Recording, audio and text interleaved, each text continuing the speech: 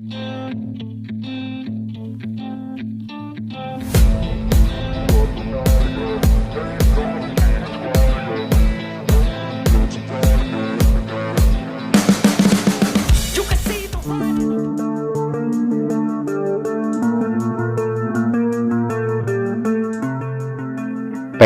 secara resmi menghentikan proses naturalisasi Justin Hubner. Ini dikatakan secara langsung oleh anggota Exco PSSI Arya Sinulinga kepada awak media di GBK Arena pada Senin 17 April 2023. Arya mengatakan bahwa PSSI hanya melanjutkan proses naturalisasi dua pemain saja, yakni Rafael Struijk dan Ivar Jenner.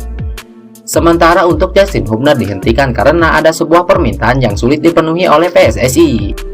Sejatinya proses naturalisasi tiga pemain itu sudah disetujui oleh DPR dan tinggal ditandatangani oleh Presiden Joko Widodo. Ketiga pemain itu ingin dinaturalisasi karena timnas U20 Indonesia mau berlaga di Piala Dunia U20 2023. Sayangnya skuad Garuda Nusantara gagal tampil ke Piala Dunia U20 2023. Ini karena faktor FIFA yang mencabut Indonesia sebagai tuan rumah Piala Dunia U20. Berkasnya memang sedang kami lanjutkan sehingga wajar karena kemarin terlambat di Kemensetnek akibat ada satu pemain yang masih negosiasi. Jadi kami tidak melanjutkan untuk melakukan naturalisasi terhadap Justin Hubner karena ada permintaan dari sana yang tidak bisa kami penuhi, ucap Arya Sinulinga. Beredar kabar bahwa Justin Hubner meminta uang sebesar 16 miliar kepada PSSI untuk dinaturalisasi. Permintaan itu disampaikan usai Indonesia gagal tampil di Piala Dunia U20 2023. Adapun di sisi lain, Justin Hubner baru saja dipanggil ke timnas U20 Belanda.